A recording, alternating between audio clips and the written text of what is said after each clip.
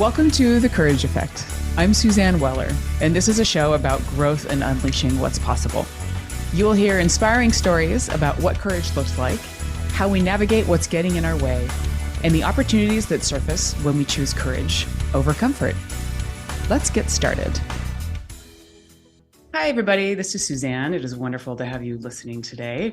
I am joining in a conversation with somebody that I have done some work with in the past, and we share some passions around business transformation and change management, really looking at the way that businesses and people work and how can we improve it? How can we actually transform things for change in a positive way for individuals, organizations, and also for communities? My guest today is Wayne Kimball, Jr. Wayne specializes in business strategy and enterprise transformation, who currently serves as principal for Google Cloud's go-to-market strategy and mergers and acquisitions business. He is also the founder and global leader of Google's TechAMPLIFY, an initiative to accelerate the growth and sustainability of traditionally untapped, diverse startups. Wayne is an investor, startup advisor, and an independent board director. He is active on a number of boards, and he is a public speaker who is in high demand as well. He lives in Los Angeles with his wife, Savannah. Wayne, it's wonderful to have you. Welcome to The Courage Effect.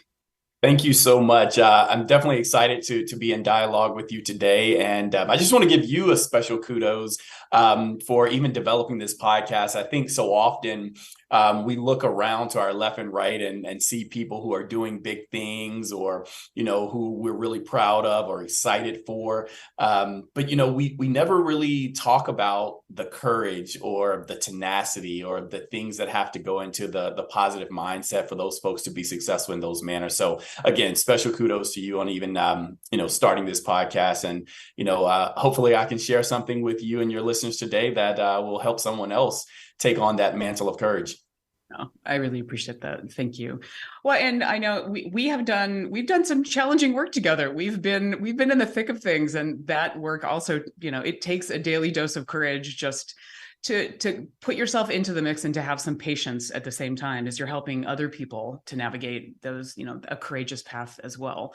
And I'd love to start off because I know that you grew up in rural America, and it was actually a pretty courageous move for you to move outside, venture outside of where you grew up. Why don't we start with that? Yeah, happy to share a little bit about my journey. If you were to ask my parents today, they would probably say I was a little bit more courageous than they wanted me to be because they'd love to have me back closer to North Carolina. But it's a special story for me because I grew up in rural America, a very small town called Roanoke Rapids, North Carolina.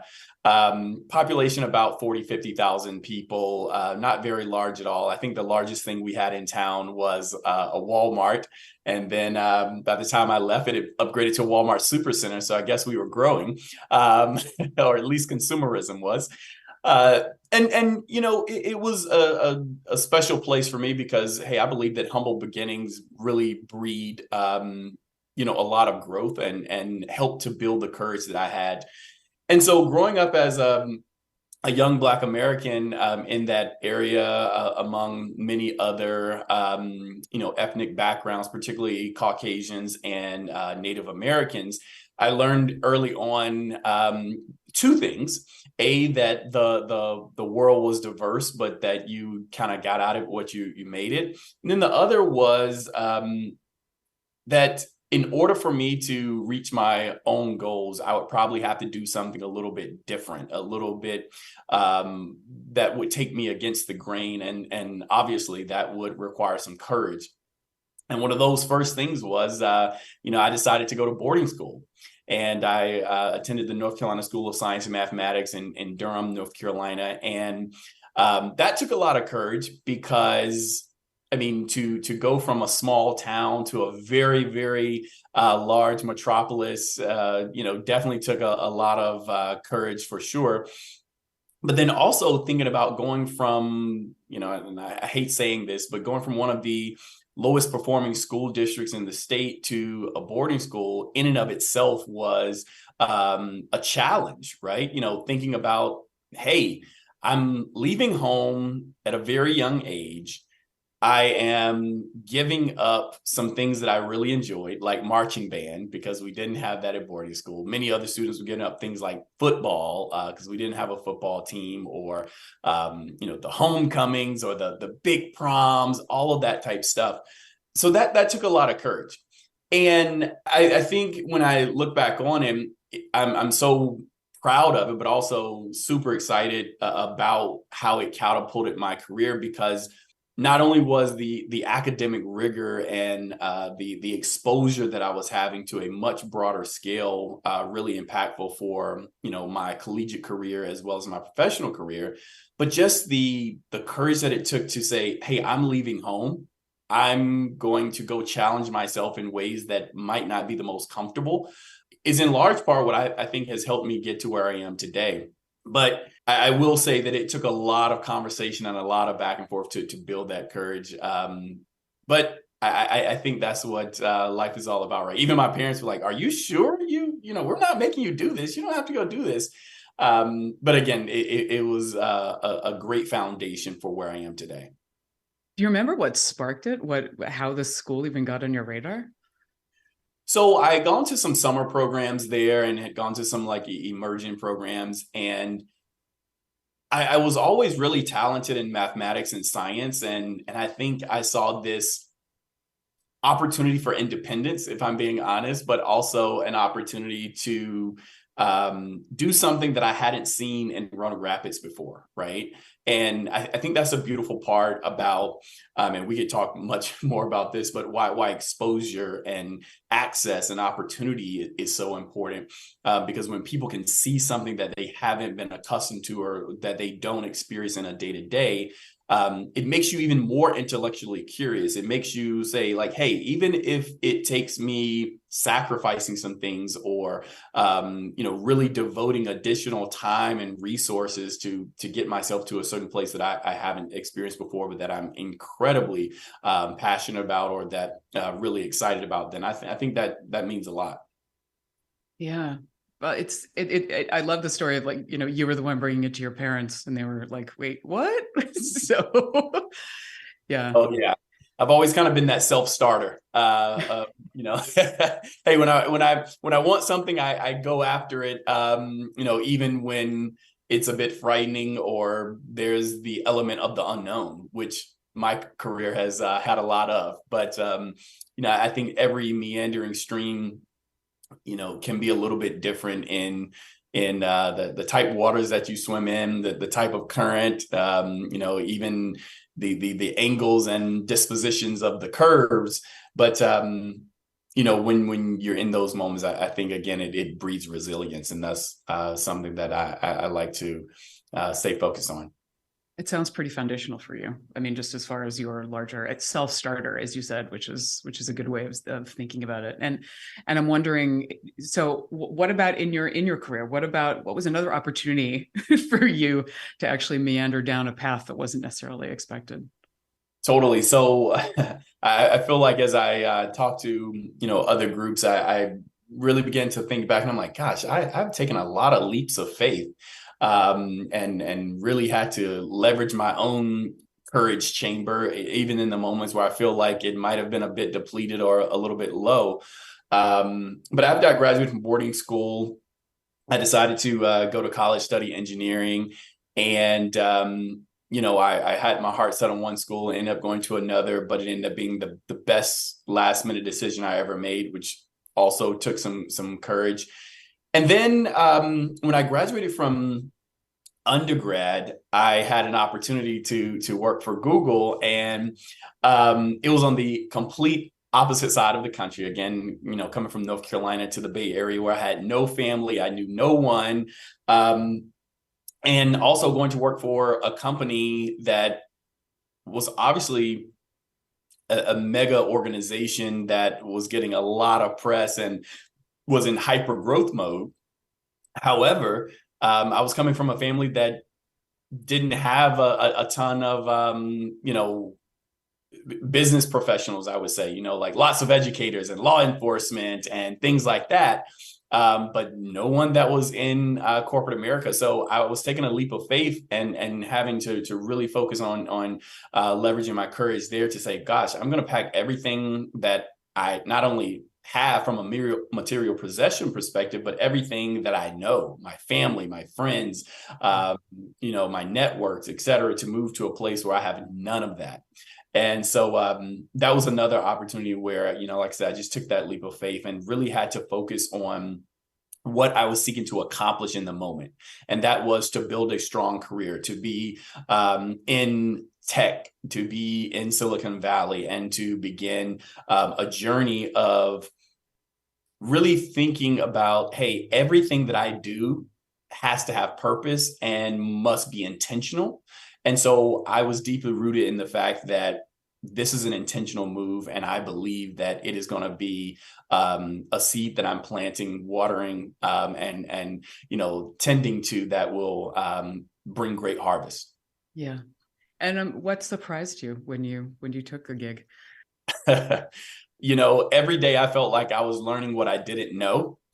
And that, I wouldn't say surprised me, because I knew I was going into an area of unknown.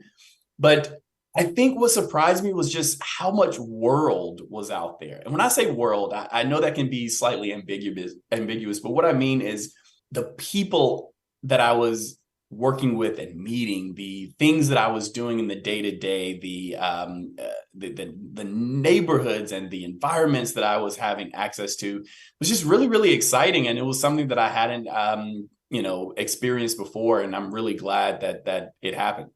That's great. Well, I know we're going to break do a break in a minute. When we come back, I'd love to hear a little bit more about how, like, that thread, right? I mean, I love how much world is out there. So, like, as you said, not necessarily the surprise, but maybe some of the things that you started to pick up. And also now, because you're doing a lot of work in the VC space, in startups. So, and there's some risk. So I'd love to maybe introduce the risk conversation to this, if that sounds good to you. Absolutely. I look forward to it. Fantastic. All right. This is Suzanne. You're listening to The Courage Effect. We will be right back.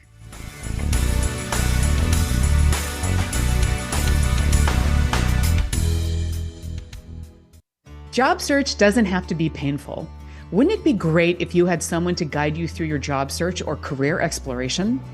Since 2013, Plum Coaching has provided job search, career coaching, resume, and LinkedIn profile expertise to clients around the world. Plum's coaches are former recruiters who have more than 15 years experience in every type of industry, including tech, real estate, construction, manufacturing, and nonprofit.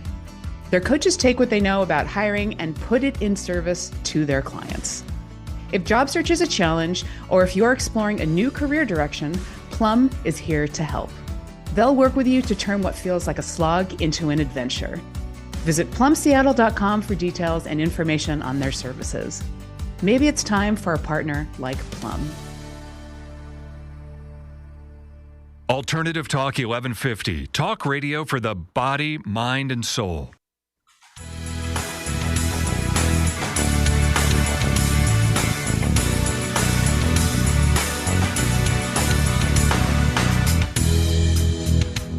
Welcome back to The Courage Effect. This is Suzanne Weller, and I am in conversation with Wayne Kimball Jr. We were talking about Wayne's journey from growing up in rural North Carolina to going to boarding school, to college, and then taking his first job at Google and moving to California. And Wayne, I'd love to hear a little bit more about when you started that career, when you were in that new world. When did you know that it was time for another change? Because I know that you've made some changes after that initial job. Absolutely. So yeah, during my first time at Google, I was learning a ton and was having a lot of fun in the work that I was doing. But I realized that I was probably a bit closer to process than I was to people. And Suzanne, I enjoy working with people and really innovating at the cross section of what I call people, process, and profit, right? And I say that to say, that's what prompted that new opportunity for me to say, I think I really want to be closer to the revenue generating side of the company, understand how sales works and different things like that. And in that moment, I went after this opportunity within Google that took me to Chicago to work in a sales organization, something that I had never done before, because I never really thought of myself as a salesperson. So of course, now I'm back in this place of, unfamiliarity where I'm having to get used to something again, learn something again, right as I was getting comfortable in my new role at Google, as well as in Silicon Valley. And I'm like, now I'm in Chicago doing this all over again. But again, it was an opportunity where I really had to dig deep to say, gosh, yeah, I'm a very social person, but I've never done sales before. Okay, well, how do I make this a process like the engineer that I am? I had to break it down into chunks and say, oh, okay, well, yeah, sales is still a process, right? Like you still have to do, X to get to Y, Y to get to Z. And, the more I did, the more I sharpened those skills. However, right as that was happening, we did at the time our largest acquisition to date, which was Motorola acquisition. Lots of things began to change. And that's when, the next pivot point, like I like to call them pivot points, came for me. And I decided to leave the company. And most folks would say, well, Wayne, why did you leave Google when, things were going well for you? You were getting the opportunity to try new things. You were learning new skills. You were meeting new people. You had now lived in 2 new cities that you'd never even stepped foot in before you worked at Google. And it was, again, that moment where I said, you know what, I think this is a good opportunity for me to go back to grad school. And that definitely took a lot of courage because I was leaving, quite candidly, a lot of money on the table. Yeah. I was walking away from something that was becoming quite comfortable and, very familiar to me. However, one of my thoughts and sayings is always that, ease is the greatest threat to progress. Hardship and those things that require courage are the ones that really we learn the most from and that catapult us to our next greatest blessing or accomplishment and things of that sort. And so I decided to go back to grad school and, I'll skip over all of the details there, but I got my MBA in international business, traveled around the world. And when I finished grad school, I had the opportunity to come back to Google. However, I chose to go to another company that was not Google. And again, that was a very difficult decision, but one that I'm very happy I made. I went to go work for this very large workforce solutions and HR technology company. And had I not had the courage to, again, go into a space that I wasn't that familiar with, had I not experienced the moments that required tough decisions and courage in high school and in the Google days, I don't think I would have been as adequately prepared to make this pivot point a success. And so I went to this company. Again, I wasn't that familiar with HR solutions or technology, but I knew that I was really good at business and I had gotten an MBA. And surely enough, I go there to be the company's first global operations manager, help grow that company from 5 countries to 22, really drove both their inorganic and organic growth, as well as process and performance improvement. So what I'm getting at there is I was in my own head about, am I making the right move? Maybe I should just go back to Google. But when I was there, I was able to have real impact, really drive enterprise transformation in a way that was meaningful to an enterprise that was still growing. And then also I had the opportunity to start managing people and, owning budgets and different things like that. So what I want people to hear in this message is that, again, those moments where you have to exercise the most courage and that can seem like the hardest decisions of your life to make, believe in yourself, have the confidence to and the courage to make said decision. And, know that regardless of what decision you make, you, because you are you and uniquely you, have the capabilities and the tools to be successful no matter what. But I believe that if you take the path that is least traveled, the one that requires the most courage, it likely will pay dividends beyond what you could have expected in the easier path. And that's why I started this segment with that quote around like ease is the greatest threat to progress. Because if you just take the easy route always, then yeah, you might progress, but you might not, catapult yourself. Whereas the ones that require a little hardship, a little bit extra work, a little bit extra courage are the ones that will take you to places that you didn't even know were possible or that existed. And I can definitely attest to the fact that's been my life and my career thus far. Yeah, so introducing risk, and you talk about the pivot points, paying attention to when the pivot points are happening, and creating them at the same time, not just waiting for them to happen to you. Absolutely, yeah. I think it's really important that you help yourself by making those pivot points a proactive point, and that's why I said earlier in this segment, right? Like just everything you do has to have purpose, and you have to be intentional. Right. And I believe that when you're doing that, those proactive moments and those pivot points will come at the right time, in the right season, not only where you're prepared, but where you also can make the very best of it. Yeah. So I'm also bringing back the idea of risk, like introducing risk into your life. And obviously, because you're working in the startup ecosystem, there is quite a bit of risk going on there and high stakes. So when do you know when to introduce risk into your world? And what is that like for you on a daily basis to work in that environment?